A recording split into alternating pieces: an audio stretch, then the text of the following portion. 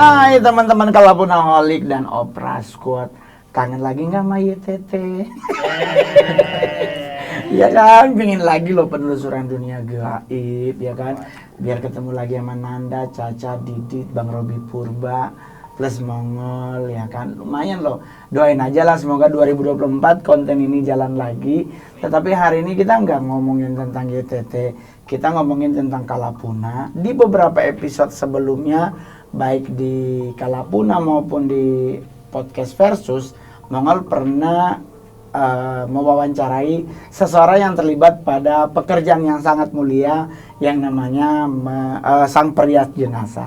Hari ini kita kedatangan bintang tamu, 2 orang, satu cantik banget, satu ganteng, ya 11-16 lama Mongol, ya kan biasa. Yang satu cantik, yang satu ganteng, dan mereka baru saja menyelesaikan syuting film terbaru mereka yang berjudul Pemandi Jenazah. Siapakah yang kita undang hari ini? Langsung saja kita ngobrol sama Agni Haq dan Ibrahim Rashid. Halo. Bener nggak sih? Agni Haq. Aduh, apa kan? Gitu.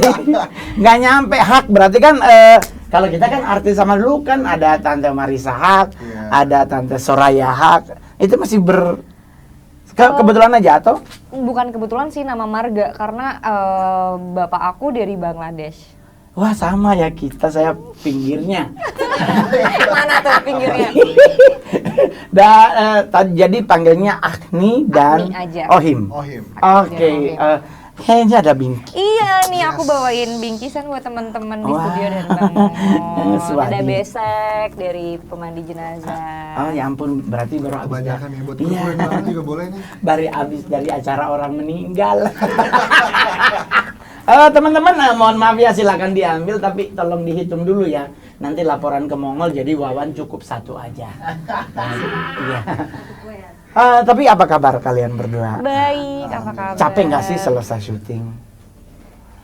Ya kalau dibilang capek pasti capek ya Bang ya. Karena kan kita syuting film horor, terus ya tahu sendiri kalau syuting horor kan pasti banyaknya waktunya malam tuh. Malam ya. Jadi porsi tidur tuh jadi berkurang lah pasti. Jadi berubah ya, jadi Berubah kita jam tidurnya. setengah kalong begitu, middle kalong. Betul. Ya. Jadi capeknya nggak cuma capek fisik tapi capek secara emosional juga gitu. Iya. Keren juga ya, soalnya kan sekarang Indonesia tuh film horor salah satu peringkat pertama perfilman di Indonesia yang banyak ditonton oleh masyarakat Indonesia, karena mungkin beragam cerita.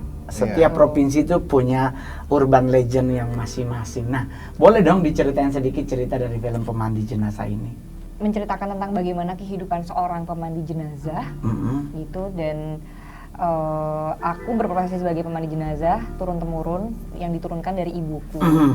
Tapi juga di sini harus menghadapi bagaimana misteri-misteri yang ditimbulkan dari kematian Seorang jenazah yang beruntun seperti itu.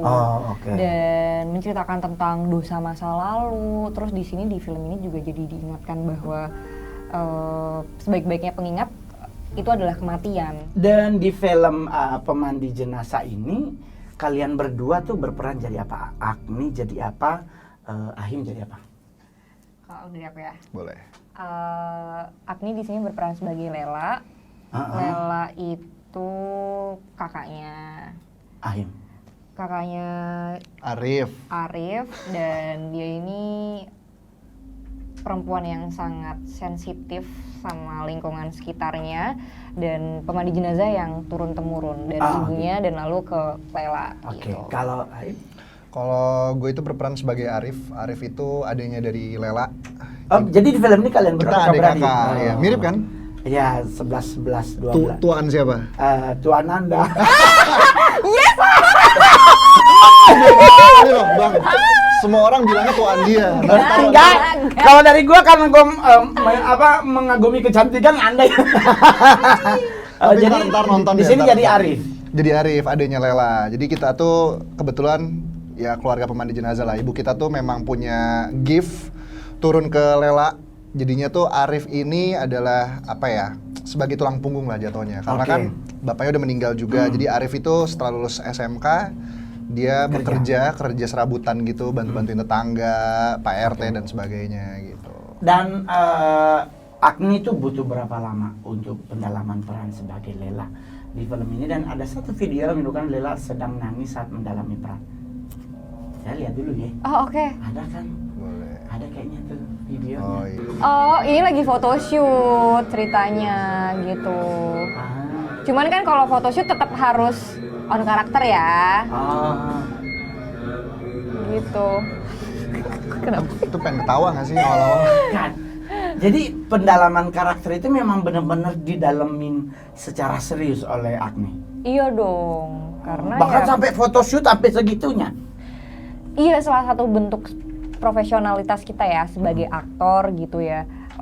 Aku nggak pengen cuman syuting-syuting aja, tapi juga ngasal gitu. Aku pengennya juga mendalami, dan di sini aku juga jadi belajar cara memandikan jenazah. Benar-benar total berarti. dong. Gitu, Kalau ada Anda workshop. yang menjadi Arif, Aku sih kebetulan ya Arif ini bisa dibilang ya realitanya anak muda di kampung tuh ya santai aja gitu hidupnya. Jadi kalau untuk pendalamannya mungkin tidak selama Lela ya, karena kan Lela harus belajar mandiin dan sebagainya. Kalau aku mungkin lebih ke arah terbiasa dengan oke, kerja serabutan orang kampung itu adalah ya benerin genteng, jadi sering bawa perkakas, benerin apa.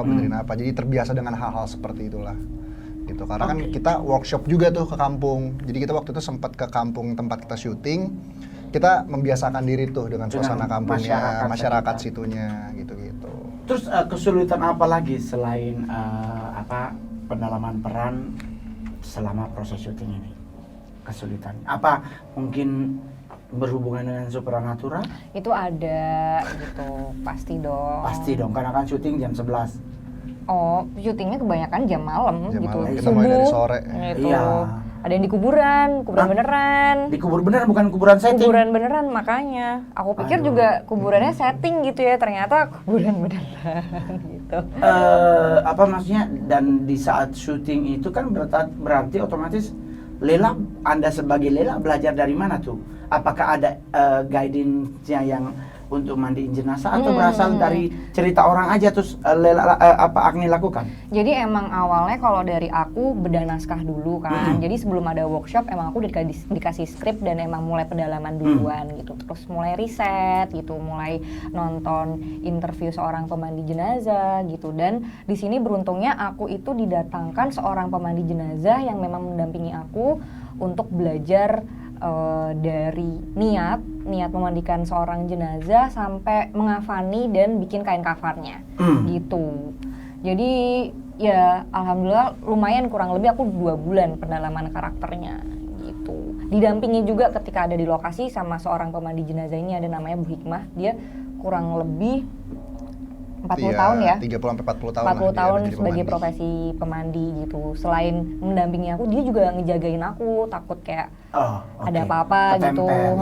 Jadi ada Bu Hikmah selalu ada di samping aku. Tapi kan otomatis dalam proses syuting ini kan kalian berdua ada sesuatu atau ada ritual khusus nggak sih biar syutingnya berjalan lancar? Karena kan ada yang dia sholat tobat dulu, ada yang kalau di Kristen tuh sampai doa dulu gitu, khusyuk sendirian di ujung tempat artis gitu-gitu. Apalagi kan film horor. Karena film horor kalau kita ketemu lokasi yang spooky nice to meet you kan juga bisa kesyuyupan. Bisa banget. Nah, kalian ada hal-hal khusus nggak dilakukan sebelum proses syuting? Kalau dari aku niatnya mau berangkat syuting emang mau kerja, terus ada berdoa juga tentunya nyampe lokasi karena perannya ini dia itu sangat emotionally drain gitu. Aku nggak bisa di lokasi yang cuawaan gitu. Jadi aku di lokasi pun energinya juga harus udah habis juga gitu. Jadi ya emang sering menyendiri. Oh, jadi biar gitu, air mata bisa gampang cuk. Soalnya aku nggak bisa yang tiba-tiba harus nangis gitu.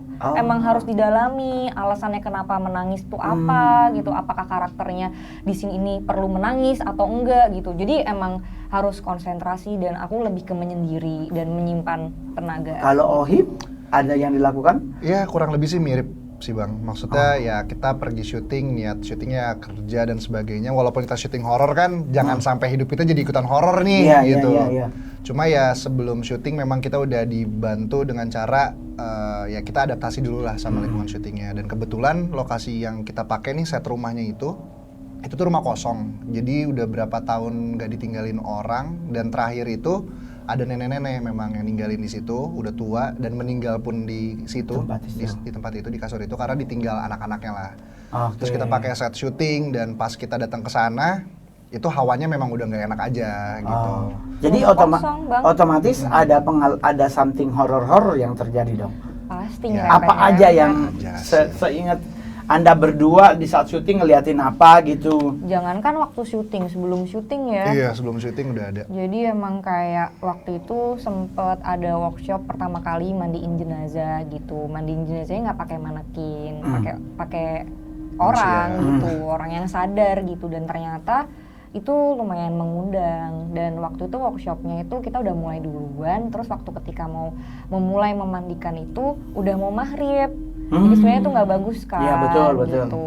Akhirnya yang berperan yang jadi ibu aku, Mbak Jenner, selalu sehat gitu, datang workshop tuh selalu paling awal orang gitu. paling happy orang dia tuh paling di situ. happy ketika workshop gitu, paling semangat gitu. Terus tiba-tiba muntah-muntah. Muntah-muntah, nggak ada Padahal itu nggak ada apa. Padahal baru workshop. Awalnya juga sehat-sehat aja. Terus dia setelah workshop itu, setelah itu langsung dihentikan dan baru dikasih tahu ternyata ketika hari itu ada kejadian kayak mobil di depan tiba-tiba nyala.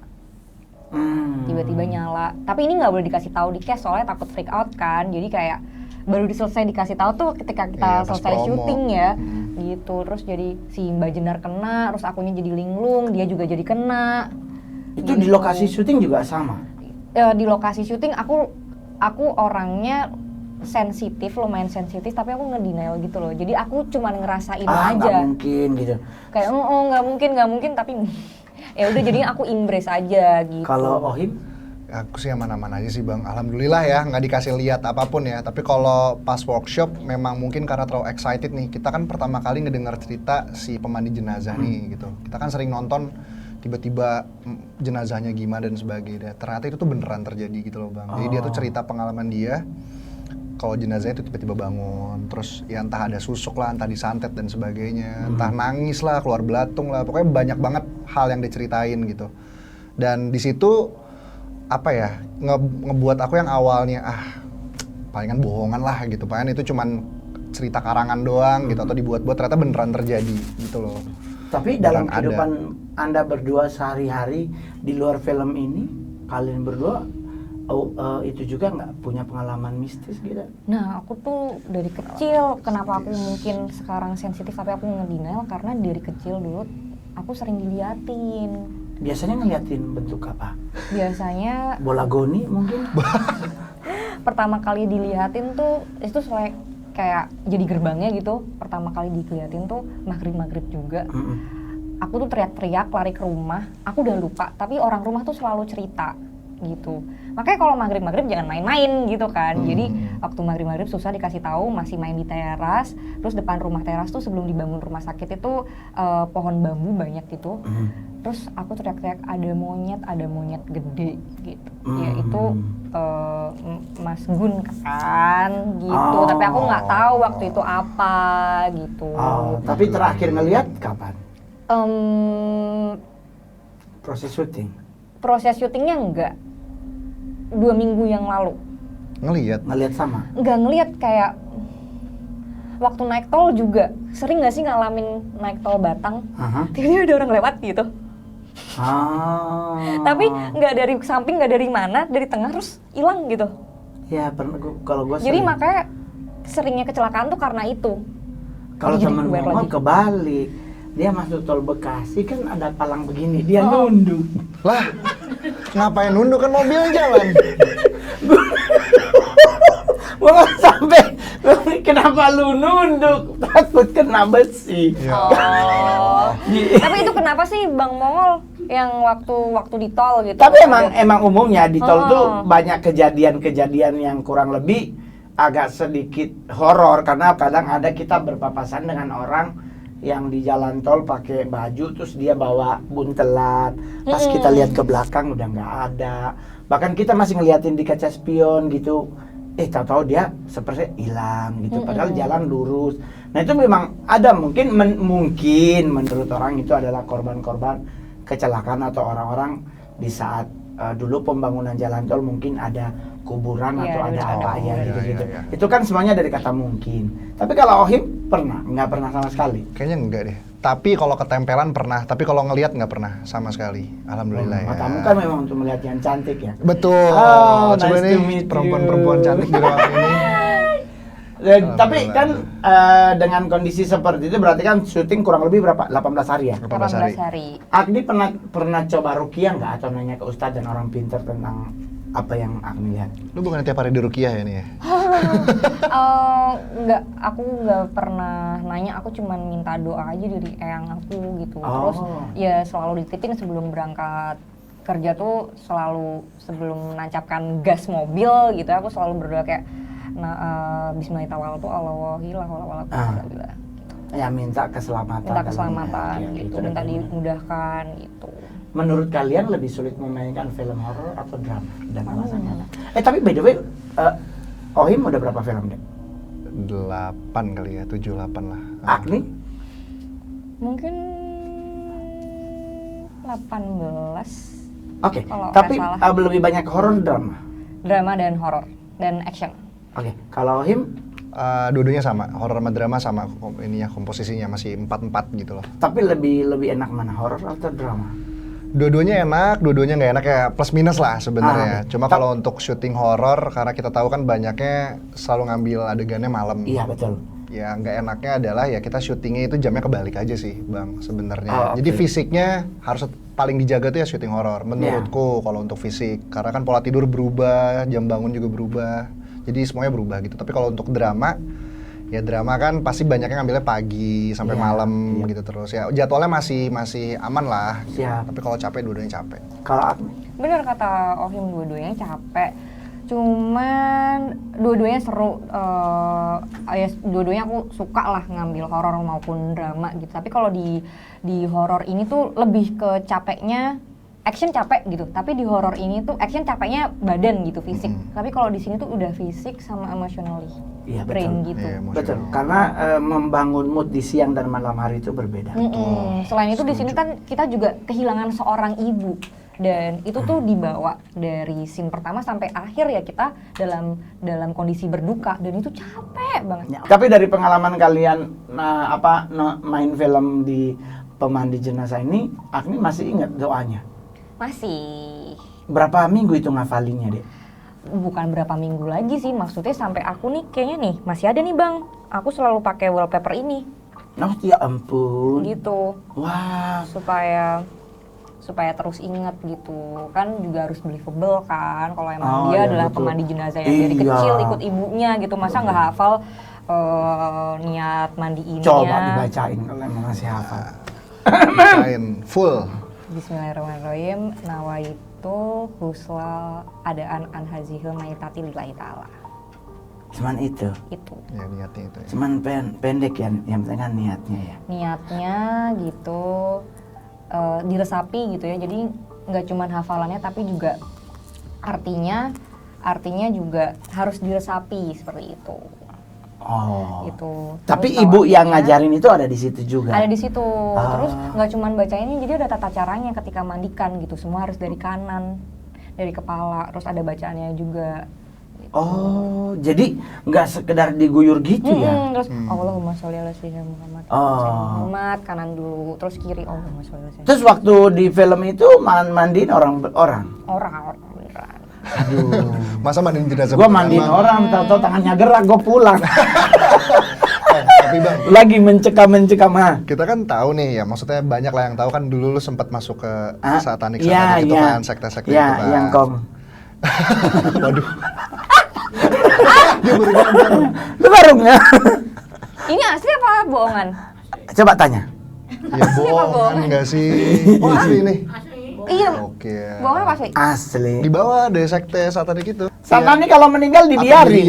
dirias kan biasanya kalau Oh kalau Kristen Iya. ya, kalau Kristen kan ada juga pemandinya kan, Ah. ada makeup artisnya bahkan. kalau satanik itu nggak ada. Karena Kristen lebih keren, kalau Muslim kan dikafanin. Kalau Iya, kita kan betul. pakai jas. Benar sih.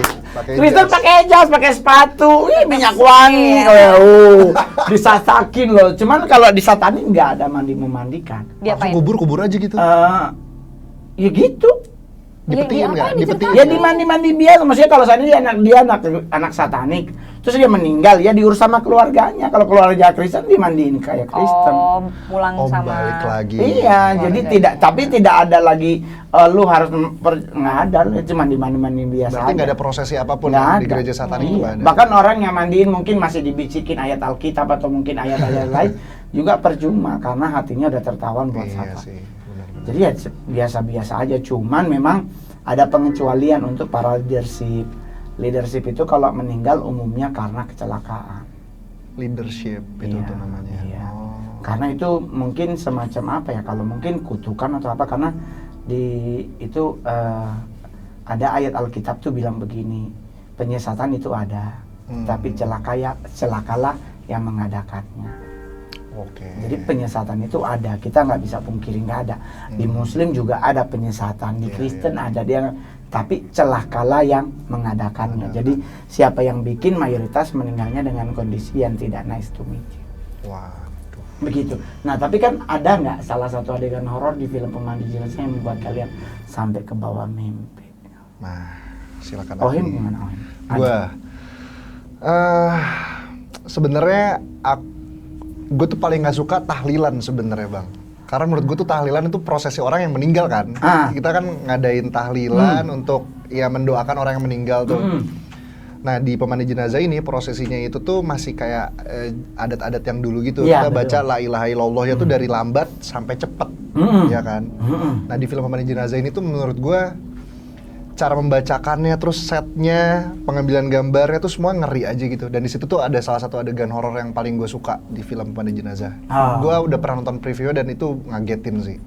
Kalau Gitu. Agni Kalau ke bawah mimpi, ke bawah mimpi tuh enggak. cuman ngikut doang. Tapi ngikut juga gimana ya? Rasanya tuh kayak setiap hari tuh capek aja gitu, lemes, udah nggak ada tenaga gitu. Gak tahu kenapa.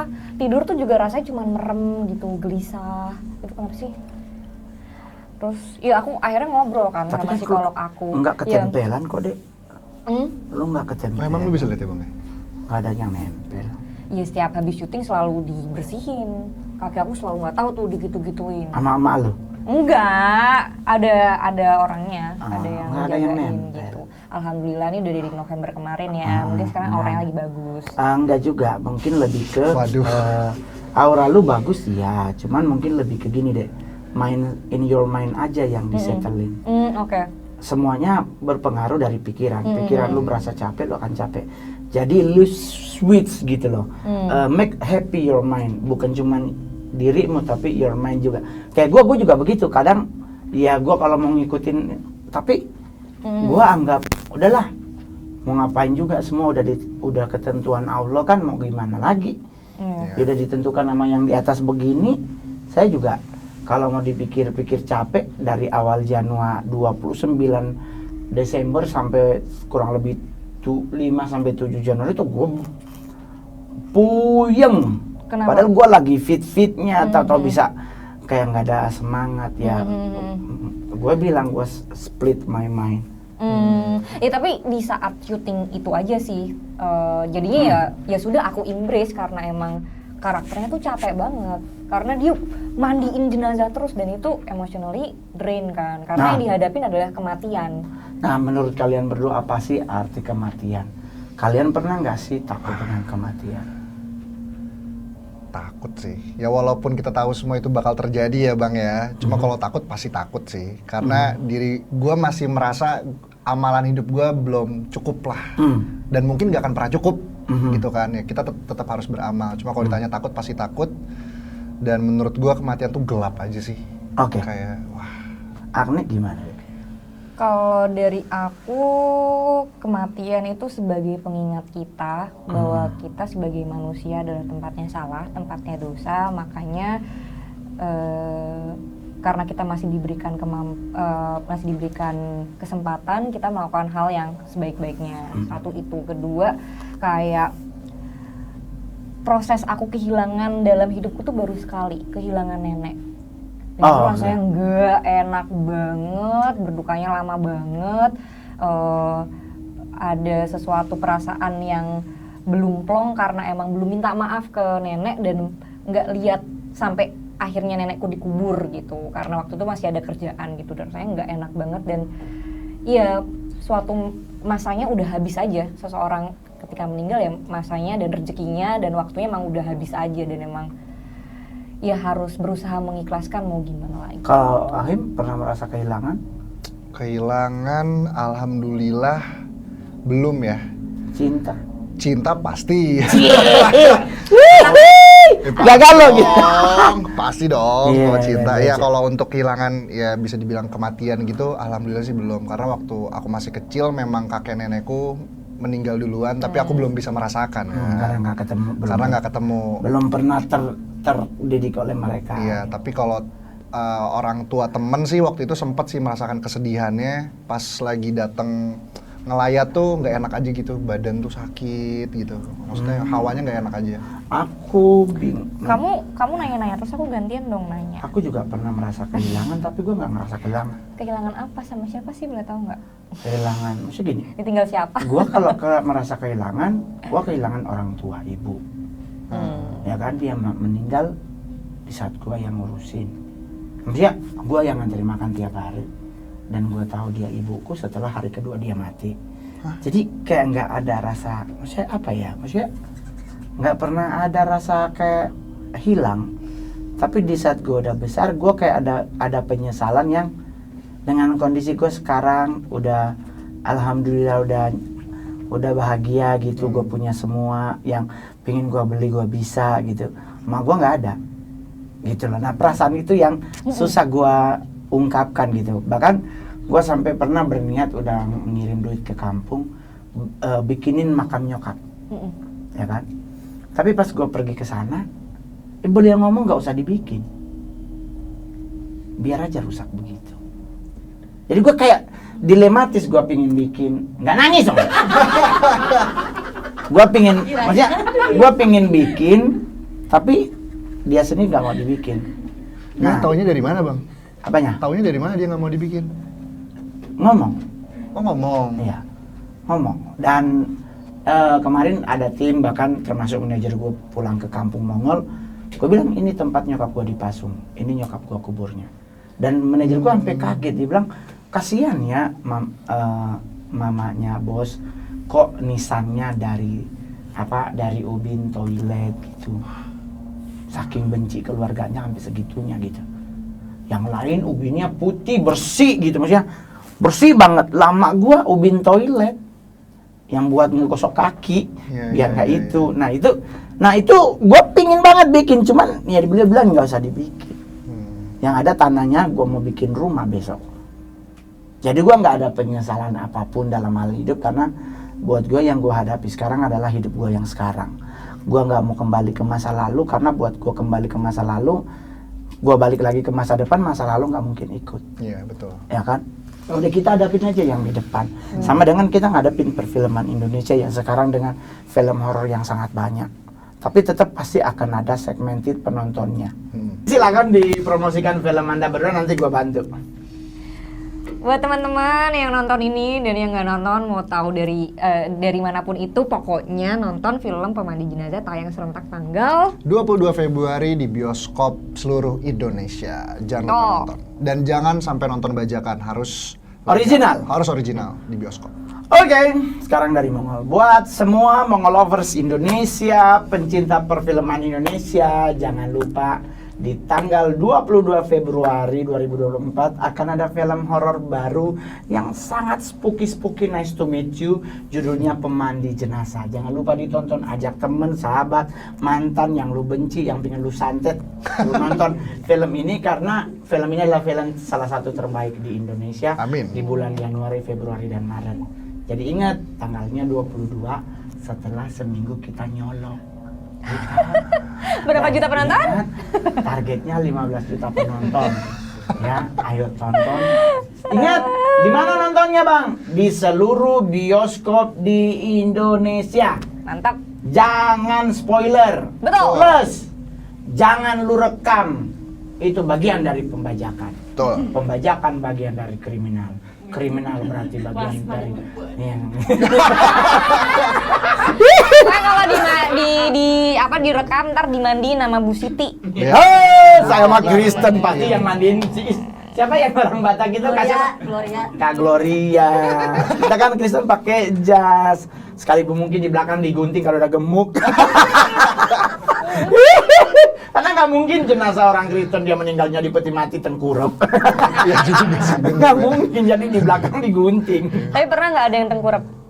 Belum pernah sih. Belum. Kalau duduk ada. Duduk? Ya. Jadi nge-L gitu petenya? Iya, jadi dia duduk. Jadi di Sulawesi Utara itu dulu pemakaman orang-orang sama dulu tuh menggunakan cara duduk. Itulah kenapa bentuk makamnya tuh waruga. Kayak dia tinggi. Oh iya, betul. Dan batunya harus bukan dari semen, batu benar dipotong, dipikul, ditaruh di Ya, itu. ke Toraja Nanti ya. dia disuruh duduk di atas piring. Nah, yang sekarang banyak digali itu karena ngambil piring ini. Kenapa Piringnya tuh? dari tahun Oh. 900 sebelum Masehi kalau nggak salah. Jadi ya ada sih. Nah, mungkin sekarang kita boleh mungkin nanti jenazah mungkin sebelum ini mau dikubur mungkin alisnya dicuingin biar lebih bagus. Ya kan biar Dulu alis. loh menghadap kepala sekolah kita rapi apalagi menghadap Tuhan. Tuhan, betul. Masalahnya kita menghadap Tuhan kan roh. Tuh. Alisnya cuy nggak ya? Udahlah, terima kasih buat Agni dan Ohim yang udah datang ke sini. Sukses buat filmnya. Amin. Salam Terima buat sutradara dan teman-teman di PH sampai ke PU ya disampaikan salam. Oh, Oke, betul, boleh, siap. Karena biar bagaimanapun juga bagian dari perfilman. Betul. Bukan hanya pemain, PU. Tanpa PU lu pada nggak dapat makan. Dan harapan Mongol untuk karir kalian kedua, karir kalian berdua ke Bertiga dong, depannya. bertiga. Kan gua hostnya. Kan nggak salah. Iya ya, Nggak salah dong. karir kita bertiga di 2024 semakin cemerlang. Amin. Setelah film ini tayang kita dapat film baru. Amin. Ya kan? Mendapatkan kekasih yang terbaik. Amin. Ya kan? Saling sayang, saling cinta. Ya kalau enggak dukun juga boleh bertindak. Boleh. Jangan diaminin. Jangan. Pokoknya thank you buat teman-teman Kalapuna juga jangan lupa kalau ada apa namanya? Cerita dari Anda. Gue ngomong itu lagi. Apa sih? Sumur di ladang. Kalau sumur di ladang. Cakep. Nah pokoknya kalau lu punya cerita horor yang lu alami, langsung DM kita di IG maupun di YouTube kita, dikomenin, kita akan hubungi. Tapi ingat, dari cerita langsung, bukan dari cerita orang lain. Yang penting jangan lupa di subscribe, share, comment, and then bell. Oke, saya Mongol, terima kasih, sampai jumpa, cacien. Ya.